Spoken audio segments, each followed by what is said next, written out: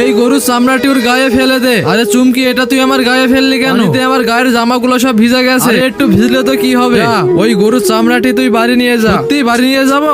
এই চুমকি আয়, এটা আজ ভালোভাবে রান্না করব। এই আপু, এই গরুর চামড়াটি তুই কোথায় পেলি? আরে এই চামড়াটি আমি পুকুরে পেয়েছি। ও আচ্ছা। এই ভাই, তুই কি এই চামড়াটিকে ধুয়ে দিবি? আচ্ছা ঠিক আছে, চল তাড়াতাড়ি চামড়াটিকে ছিলে নে। এই আপু, আমি আর পারছি না। যা, আমি এই চামড়াটিকে একাই পরিষ্কার করব। চামড়াটি পরিষ্কার করা হয়ে গেছে, এবার একটু তাতিয়ে নেব। এবার একটু পানি দিয়ে ধুয়ে নি। এবার চামড়াটিকে গরম পানিতে সিদ্ধ করতে হবে। সিদ্ধ করা হয়ে গেছে, এবার এগুলোকে ভালোভাবে কেটে নিতে হবে। এটা কাটা হয়ে গেছে, এবার এগুলোকে গোল গোল করে বেঁধে নিতে হবে। এবার কড়াই মশলাগুলো দিয়ে ভালোভাবে নেড়ে নিতে হবে। তারপর চামড়াগুলো কড়াই দিয়ে দি। এবার ভালোভাবে নেড়ে নিতে হবে। এই ভাই, আমার রান্না হয়ে গেছে, তুই চলে আয়। আরে আপু, তোর রান্না তো অনেক সুন্দর হয়েছে। আমার রান্না তো ভালোই হয়েছে, কিন্তু আমার এই রান্না দেখে কেউ লাইক সাবস্ক্রাইব করে না। আরে বন্ধুরা, তোমাদের কষ্ট করে হলেও আমার আপুর জন্য একটি লাইক এবং একটি সাবস্ক্রাইব করে যেও, না হলে আমার আপু মন খারাপ করে থাকবে।